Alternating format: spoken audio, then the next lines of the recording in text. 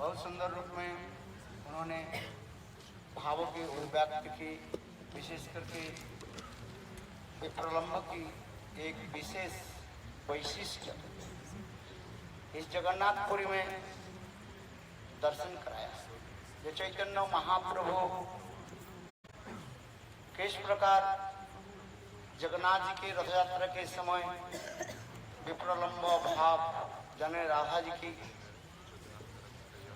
विरह विप्रलंब की प्रकट करते थे, जिसमें चैतन्य महाप्रभु ही उसी कथा को कीर्तन करते थे।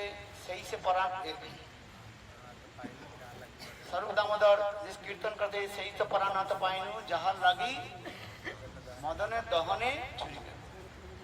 अर्थात तात्पर्य यह है सुदीर्घ विप्रलंब के पश्चात जब प्रिया प्रियतम लावन बिलास जब मिलते हैं तब उस समय हृदय में कैसे भाव उद्गार होता है, व्यक्त होता है। उसी के लक्ष्य चैतन्य महाप्रभु रथ यात्रा के समय ये व्यक्त किया। इसलिए भक्ति रक्षधर गोस्वामी महाराज उन्होंने ये कुरुक्षेत्र प्रसंग वर्णन करते हुए उन्होंने कहा, सुंदर एक मार्मिक कथा को उन्होंने प्रकाशित किया। उन्होंने कहा, यद्यपि सुखदेव गोस्वामी पाद श्रीमद् भागवत में 10वें स्कंध में 47 अध्याय में जो विप्रलंब की भाव अर्थात राधा जी के दिव्य उमा दशा की कथा वर्णन किया, इसको भ्रमर गीत नाम से परिचित। किंतु जब हम निगूढ़ रूप में शास्त्र की तात्पर्य और राधा की उसके साथ ब्रजवास के विरह की कथा हम श्रवण करते हैं तो वह कुरुक्षेत्र की जो भाव वो अतीव गोपनीय तत्व है। वो जो विप्रलंब उसके अभिव्यक्ति करना संभव है, क्योंकि कुरुक्षेत्र मिलन में जो विरह में जो मिलन की जो विशेष तात्पर्य, ये हमारे गोसाई पद के एक अभिनव अवदान कहा गया। क्योंकि मिलन में विरह और विरह में मिलन, ये दोनों की एक विशेष वैशिष्ट हमारे चैतन्य महाप्रभु के अवदान कहा जाता है। रसशास्त्र में ये मिलन में कैसे विरह होता है, ये पूर्वाचार्यों ने नहीं दिखाया। हमारे चैतन्य महाप्रभु इसी वस्तु के जो है उद्गार किया, व्यक्त किया, ये मिलन में कैसे विरह उत्पन्न होता है। जिससे राय रमणंद महाप्रभु ने क्या कहा, ना सो रमन ना हम रमणी दुह बेसल एकल जानी। हम रमन है कि रमणीय है, ना दोनों एक ही साथ मिल करके एक ही है। ना सो रमन ना हम रमणी दुह बेसल एकल जानी। विप्रलंब में ऐसे मिलन और मिलन में विरह की एक स्थिति हो जाती है। क्यों ये समस्त जो है बहुत दुर्लभ वस्तु है, सबके समझ में भी नहीं आएगा। क्योंकि जब तक हम राजशास्त्र में गभीर में नहीं जाए ये वस्तु का हम समझ नहीं पाएंगे। जिससे समुद्र में जितने गोता लगाओगे, जितने गहर में जाओगे, गभीर में जाओगे, और अनेक प्रकार जो है मुनि मुक्ता की प्राप्ति होगी। ये जितने बड़े गोताखोर होता है, गोताखोर में जो रत्न के ढूंढता है समुद्र के अंदर गर्भ में जाकर, जो जितना एक्सपर्ट होता है वो उतना ही गहर में जाकर के मुनि मुक्ता की जो है वो संग्रह करता है। उसी प्रकार ये प्रेम रूपी महासमुद्र में रसिक वैष्णव जो है उसकी गोता लगा दी, वह अनेक दिव्य वस्तु को प्राप्त करता है।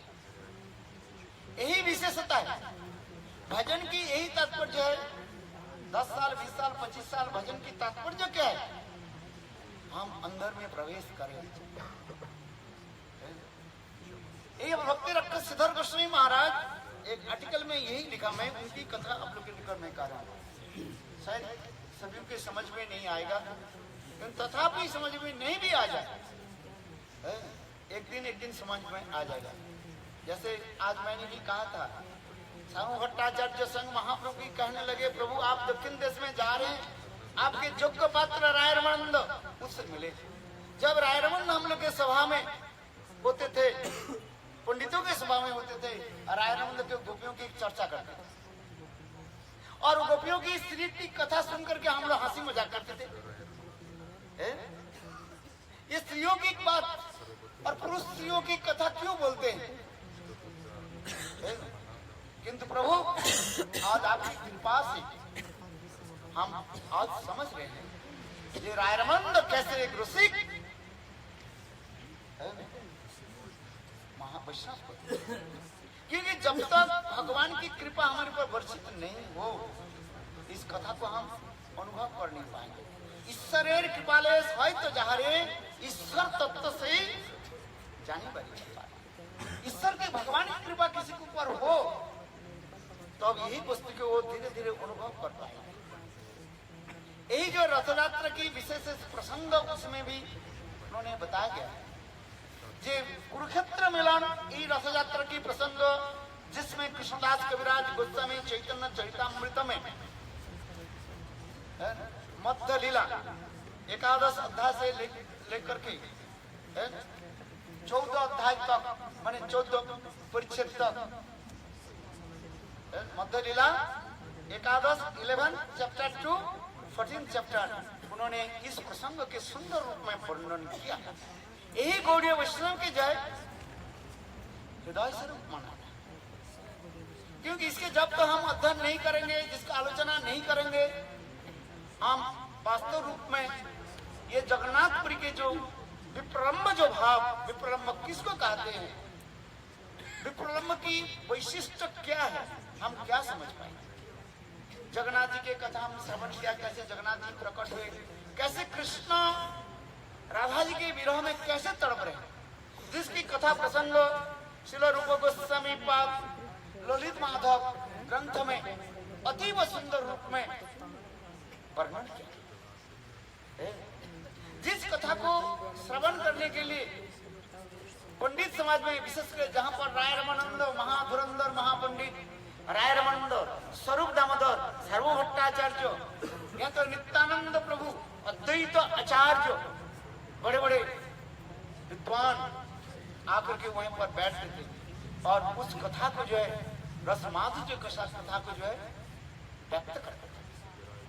और स्वयं रूप गोस्वामी पाद एक अपने ललित माधव नाटक, विधव माधव नाटक की इसकी जो है व्याख्या भी करते थे। जिस कथा को सुन करके ये समस्त स्वरूप दामोदर, राय रमानंद आदि रसिक आचार्य प्रसन्न हो जाते। ये वास्तव क्या चीज है, ये रस क्या है?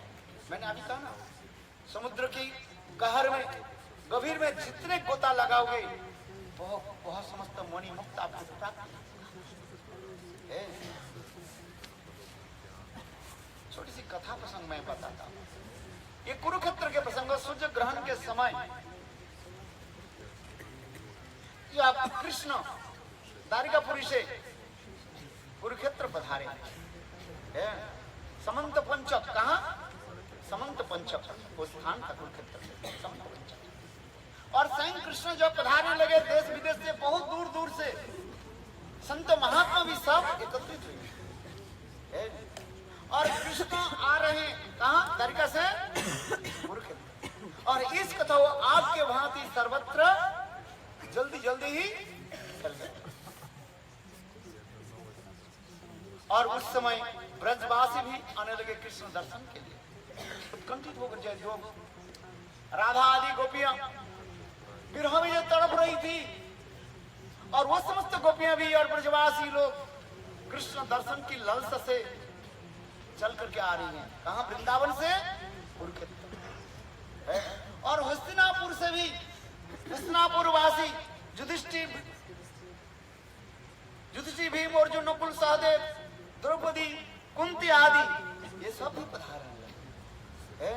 और व्रत से माँ जसोदा नंद महाराज सुबल सीताम आदि ये समस्त ब्रजवासी लोग जिस कृष्ण दर्शन के लिए जो तड़प रहे थे, अभी अभी कथा सुना ना, ये बलदेव के पहले तो उद्धव के भेजा, शायद प्रभु ने बताया ये कृष्ण शांतिपुरी मुनि के आश्रम के आने के पश्चात कृष्ण विरह में तड़पने लगे, तब कृष्ण उद्धव के भेजा कच्छम भजे सोमं पृथ्वी पृथ्वाभ मत वियोनांग गोपिनांग मत संदेश कई विमोच। संग भगवान कृष्ण उद्धव के भेजा ब्रज में ब्रजवासियों की सांत्वना देने लगे, किंतु उस उद्धव के मिशन फेल हो गया, उद्धव सांत्वना देने पर इसके पश्चात काल क्रम से जो है कृष्ण मथुरा छोड़कर के द्वारकापुरी में गए, द्वारकापुरी में रहने भी लगे और द्वारकापुरी में रह करके कृष्ण दिवारात्र वही ब्रजवासियों के चिंतन करने लगे। अकेला जब बैठते हैं कृष्ण रोते हैं। राजकार्य में दिवा भाग में राजकार्य में तो कृष्ण व्यस्त रहते हैं। दिन के समय कृष्ण राजकार्य परिचालन में व्यस्त रहते हैं, किंतु रात्रि काल में कृष्ण जब एकांत बैठते हैं तो कृष्ण केवल रोते हैं। किस लिए रोते हैं? द्वारका में कोई जानने वाला नहीं, यह तक भी नहीं है। कृष्ण रात्रि काल में जब रुक्मिणी सत्यभामा आदि ऐसे पटरानियों की शयन कक्ष में जब शयन करते हैं और उस समय शयन करते करते हा राधे, हे ललिते, हे विशेखे ऐसे करके रोते। क्यों रोते हैं? कभी कभी सत्यभामा के आलिंगन करके कृष्ण कहते हैं, हे राधे तुम क्यों रो रही हो? मैं आ रहा हूं, जल्दी आ ही गया मानो। कभी रुक्मिणी को पकड़ करके कहते हैं, अरे मैं तो आ ही गया, हे चंद्रावली मैं आ ही गया, तुम क्यों रो रही हो? मेरे लिए कुंज सजाओ,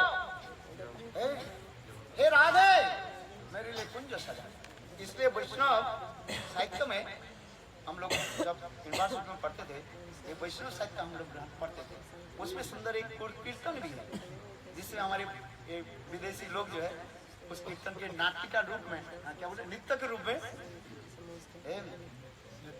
नित्य नदी का प्रकाश करते हैं। मैंने उनको बोला ये करो, थोड़ा बहुत उनको जो है मैंने दिक निर्देशन दिया। बहुत सुंदर नृत्य करते हैं। कभी समय हो तो अभी भागवत सप्ताह आप लोग को दिखाएंगे जे ऐसे कैसे वास्तव उसके बंगला कीर्तन है। थोड़ा सा बंगला की भाव तक क्या समझ में आ जाएगा, वो वास्तव रूप में चैतन्य महाप्रभु की भाव और राधा जी की भाव। क्या वो कीर्तन है? तुमरा सखी तोरा कुंज सजाओ, सखी तोरा कुंज सजाओ, आसिलो आसिते पारे अमार प्राण सखी तोरा कुंज सजाओ। Actually, this is the mood of Lord Chaitanya Mahaprabhu. There are two moods of Lord Chaitanya Mahaprabhu, the external and internal. That is called the Gundicha मार्जन। गुंडीचा मार्जन की जो लीलाएं जो है ये दो भाग है। एक ऊपरी भाग के है, साधक के लिए शिक्षा देते हैं हमारे हृदय रूपी मंदिर को कैसे मार्जन करें, काम क्रोध आदि, ये ऊपर की भाग है। किंतु अंदर की भाग है जो अंतर्निहित तो चैतन्य महाप्रभु के भाग क्या है, राधा जी के भाग क्या? कृष्ण आ रहे हैं कहां से? कृष्ण जो है द्वारकापुरी से वृंदावन पधार रहे हैं, ये समाचार मानो किसी प्रकार से कोई गोपी के बाद राधा जी के कान में पड़ी। किंतु उस समय राधा जी क्या करें? देखो हमारे प्राण प्रियतम आ रहे हैं, हम लोग दुख सहन करें, किंतु हमारे प्राण प्रियतम यदि आकर के देखे ये कुंज सजा नहीं गया, कुंज में धूल पड़ा हुआ है, तो कृष्ण सुख के लिए वह विरहावस्था में संग राधा जी अपनी सखियों के कह रहे, सखी तोरा कुंज सजाओ, आसिलो आसिते पारे अमार प्राण प्रिय। बहुत सुंदर कीर्तन है। समय तो कम है इसलिए मुझे भी जाना है, आप लोग के भी समय है। बहुत ही सुंदर मार्मिक भाव उसमें है। मैंने पिछले साल जो है चैतन्य भागवत के समय और ये दिल्ली जोड़ी के द्वार भी कराया, गुजरात प्रोग्राम में भी जो इसी को भी कराया था। बहुत सुंदर, सब लोग प्रसन्न हुए। वास्तव रूप में भाव क्या है थोड़ा इसको समझो।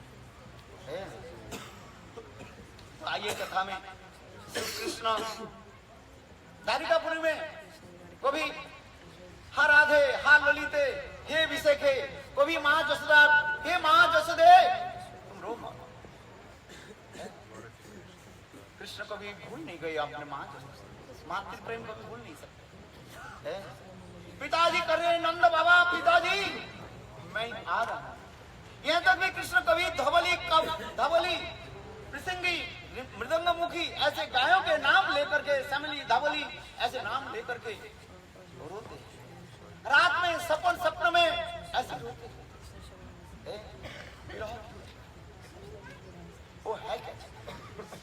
जिससे कथा प्रसंग तो बहुत है, इसके एक ही कथा मैं सुनाता हूँ जिसके हमारे आचार्य बात सुंदर रूप में गर्ग संहिता में और भी सुंदर रूप में वर्णन कर दिया है। पुराण की कथा भी है। जब कृष्ण पहुंचे कहा, समंत पंचक कुरुक्षेत्र में पहुंचे, और उस समय ये समस्त जब पट्ट महिषियां कौन कौन, ललित है, रुक्मिणी, सत्यभामा, लक्ष्मणा, नागनजिप्त, कालिंदी, मित्रविंदा, तो ये समस्त विशेष करके 16,108 में 8 जो पट्ट महिषी की विशेष वैशिष्ट देखा है। एक्चुअल वो लोग जो है प्रकाश विग्रह और राधा ललिता, वो लोग भी तड़पने लगे, क्योंकि कृष्ण कभी कभी द्वारिकापुरी में भाव में इतने अभिष्ट हो जाते हैं, और अभिष्ट होकर के महिषी के सभा में, वो क्या सभा नाम है, सुधर्म सभा में वो समस्त गोपियों की महिमा वर्णन करते रहते।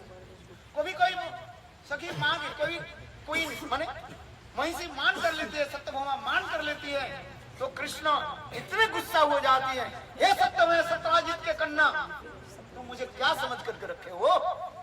तुम्हारे कौन सा रूप यौवन है, कौन से तुम्हारे ये है, तुम मेरा मान कर, मैं वो गोपी का नाम ले लिया तुम मान कर। तुम जानते हो उन लोग के जो सौंदर्य, राधा ललिता आदि ऐसे सखियों के सौंदर्य माधुर्य तुम लोग की एक और क्या बोले, पाषाण के बराबर। पाषाण समझते कि नहीं?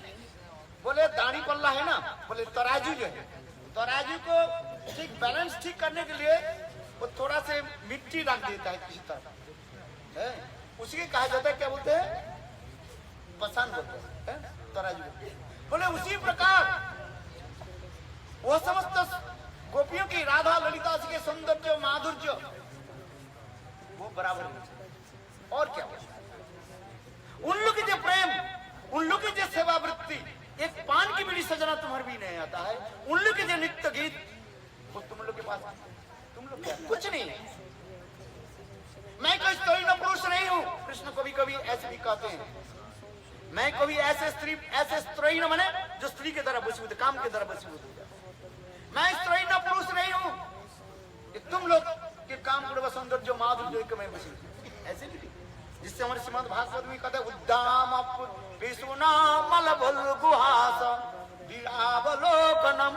सुत गोस्वामी बात कहते हैं, हे महाराज, हे सोनुकादि ऋषिगण, क्या मैं बोलेंगे, ये वो समस्त गोपियों के सौंदर्य माधुर्य क्या बोलेंगे, और उसी गोपियों के जो प्रकाश विग्रह कौन, ये सब सत्यभामा आदि, उनके सौंदर्य माधुर्य की जो है वो वर्णन करना भी संभव नहीं।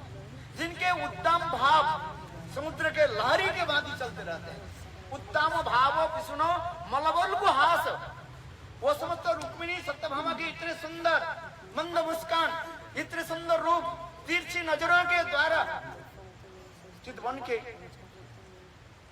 लुभाने वाला, जहां पर कामदेव वहीं पर जाकर के मूर्छित हो जाता है, किंतु मूल कामदेव कौन है, कृष्ण। वो समस्त महिषी के रूप माधुर्य के द्वारा मोहित नहीं होते, भागवत में वर्णन है। तो इसके कहने की तात्पर्य है, रुक्मिणी सत्यभामा आदि के सौंदर्य माधुर्य यदि एक तरफ रखा जाए और एक तरफ ललिता विशाखा राधा कृष्ण, बोले क्या? बोले राधा ललिता आदि के सौंदर्य माधुर्य भाव माधुर्य है। माधुर्य माने क्या है?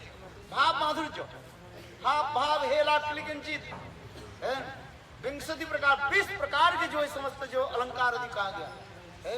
इसे तो भक्ति बनाओ ठाकुर क्या कहते हैं? नाना नाना विध अलंकार करे झलमल हरि मन विमान बदन उज्जवल विशाखादि सखीगण नाना रागे गाय प्रिय नर्म सखी जत चामर डुलाय। हम लोग कीर्तन में करते हैं ना, है? अभी जो आरती जो करते हैं ये है क्या जी? नाना विध अलंकार करे झलमल हरि मन विमोहन बदन उज्जवल विशाखादि सखीगण नाना रागे गाय प्रिय नर्म सखी जत चामर डुलाय। वास्तव ये गुरुदेव ने एक बार व्याख्या किया था दिल्ली में, याद है? ये जो भाव अतीब गुण है, बोले ललिता विशाखा राधा जी के भाव की माधुर्य कौन वर्णन कर सकते?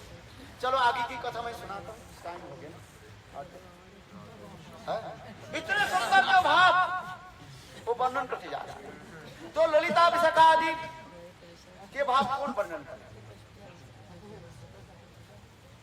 तो अभी कुरुक्षेत्र में वही रुक्मिणी सत्यभामा आदि कृष्ण के मुखारविंद से जो गोपियों के महिमा श्रवण किया और वो लोग भी उत्कंठित होने लगे और राधा ललिता को दर्शन करने लगे। ये कुरुक्षेत्र मिलन जब एक तरफ ये लोग आ गए, माने द्वारकावासी लोग, उनके टेंट एक तरफ लगा गया, विशाल मैदान है कुरुक्षेत्र। एक तरफ द्वारकावासियों की टेंट लगाया गया और दूसरी तरफ ब्रजवासियों की टेंट लगाया गया और एक तरफ द्वारका क्या बोले हस्तिनापुर वासियों के तरफ टेंट लगाया गया। अलग अलग ग्रुप, अलग अलग लोगों के टेंट एक साथ मिले नहीं है। उस समय शाम के समय ये समस्त रुक्मिणी सत्यभामा आदि पधारी और उस समय ये लोग कुरुक्षेत्र आने के लिए एक ही इन लोग के मन में इच्छा है कि राधा आदि गोपियों की दर्शन करें। शास्त्र में वर्णन करते हैं ये रुक्मिणी सत्यभामा आदि द्वारकापुर से कुरुक्षेत्र क्यों पहुंचे?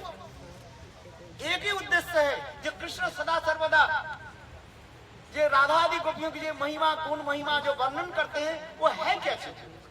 उनको दर्शन करने के लिए लालसा लेकर। तब उस समय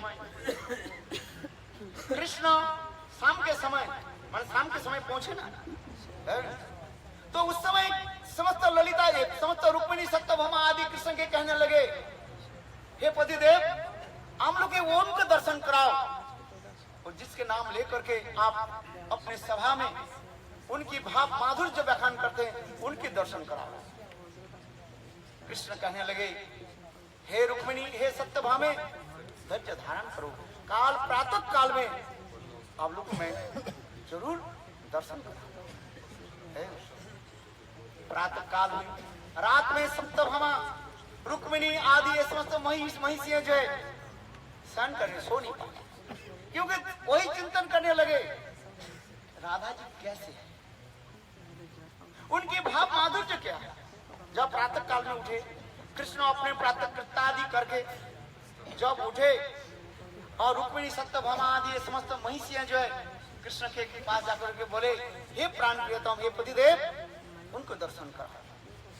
और ठीक उसी समय श्रीमती राधिका दूसरी तरफ बहुत दूर राधा जी खड़ी हुई थी।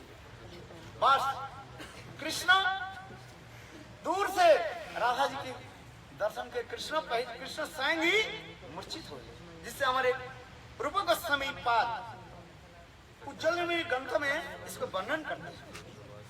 बोले कृष्ण जब कहने लगे, हे रुक्मिणी सत्यभामा, देखो वो तप्त कांचन गौरांगी तपे हुए सोने के भांति जिनके उज्जवल वरण है, जिनके सुंदर घुंघराले वाले केस राजी, जिनकी अंग छटा चारी दिशा को जो है उजाला कर दिया। इतने ही कह करके वास कृष्ण मूर्छित हो गए और इतने कृष्ण मुख से इतने शब्द निकला, हा राधे, हा राधे, ऐसे कर कृष्ण मूर्छित हो गए। इसके आगे की कथा कोई समय हो तो बताएंगे। रुक्मिणी सत्यभामा कैसे राधा जी के साथ मिले और उनके साथ कैसे सेवा आदि की, इस समस्त बहुत सुंदर कथाएं हैं। बोलो श्री राधा रानी की। अभी मिलन नहीं हुआ, अभी रुक्मिणी सत्यभामा के साथ राधा यदि के साथ मिलन नहीं हुआ, केवल दूर से जो है दर्शन किया। जिससे हमारे रूप गोस्वामी पाद वर्णन करें, बोले जिस प्रकार तीन नदियां एकत्रित मिलित होकर के घूर्णावर्त हो जाता है। तीन नदियां क्या क्या है? गंगा, जमुना, सरस्वती, त्रिवेणी। हमारे रूप गोस्वामी पाद वर्णन दे रहे हैं उज्जवल निर्मणि ग्रंथ में। यदि उज्जवल निर्मणि आप अध्ययन करें तो हमारी बात समझ में आ जाएगा, नहीं तो कुछ नहीं आएगा। नहीं आएगा तो कोई भी बात नहीं, किसी जन्म में आ जाएगा। एक बार समझ में नहीं आता है। पत्थर में एक बार क्या बोलेंगे, रेखा खींचने से नहीं आता है, बार बार खींचने पर वो आ जाता है। तो कोई कहता है तो मेरा समझ में नहीं है, मैंने कोई बात नहीं, घबराने की कोई बात नहीं है। घबराओ मत, सुनो, बार बार सुनो। सुन्नतांग सकता कृष्ण पुण्य श्रवण कीर्तनम। कथा बार बार श्रवण करते करते एक दिन प्रभु की कृपा तुम्हारे ऊपर हो जाएगा और इस कथा को तुम समझ में आ जाएगा। कहते मेरा समझ में तो नहीं आएगा, नहीं समझ में आए कोई भी बात नहीं। हम भी उज्जवल निर्मणि जब पढ़ना शुरू कर दिया, मेरे समझ में नहीं आया। गुरुदेव के पास गए, गुरुदेव कहने बोले चिंता मत करो, बार बार पढ़ो।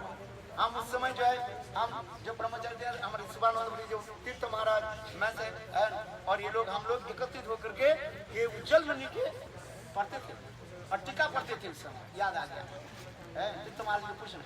और फिर जहाँ जहाँ पर हम समझ नहीं पाते थे, फिर गुरुदेव के पास जाते थे, गुरुदेव उसको सुंदर रूप में समझाते थे, तो याद आ जाते हैं। और विशेष करके हम यहीं पर इसलिए आए हैं, यहीं पर गुरुदेव जो है वो लाइट जले, गुरुदेव उसी पर अंतिम जो है 2010 है, 2010 29 दिसंबर 28 दिसंबर की कथा मेरे स्मरण आ जाता है। कितना 2010 28 दिसंबर 29 not because 29 Gurudev December 20 Gurudev 29/8 Gurudev he was sitting just the balcony of that then that time Gurudev he told, oh this is the place, this is what the last word of the Gurudev, that the last word of the Gurudev told, oh this is the Chakratirtha, Lord Chaitanya Mahaprabhu manifested his transcendental madness Dibba Unmad Dasa. Then Gurudev he very few words he told. Actually, what is that? In Gambhira, sometimes Lord Chaitanya Mahaprabhu completely was intoxicated with that Vipralambha and transcendental madness of Srimati Radha. And Chaitanya Mahaprabhu thinking, I am Radha, I have to meet with Krishna. Then Chaitanya Mahaprabhu jumped the wall of Gambhira and came on the beach. And he saw this, oh this is thinking this is Jamuna. Then Chaitanya Mahaprabhu jumped in the water of the ocean thinking this is Jamuna and floating in there. And floating and coming this way. And that day one fisherman, he was fishing. Then one big fish came in his net. He was very happy. Oh, my life is not successful. Today I got big fish. But when he pulled out the net from the water, then took one big dead body, about 3-4 meters long. And his eyes and everything were upside down. And hands and legs very long. And the joints of the complete world. And making sound. That time fisherman he thinking, oh this is ghost. Then he thinking, what will do now? Then ghost chanting Nishinga mantra. Balo Nishinga Jai Jai Prahlada Jai Jai Nishinga Jai Jai Balo Hito Nishinga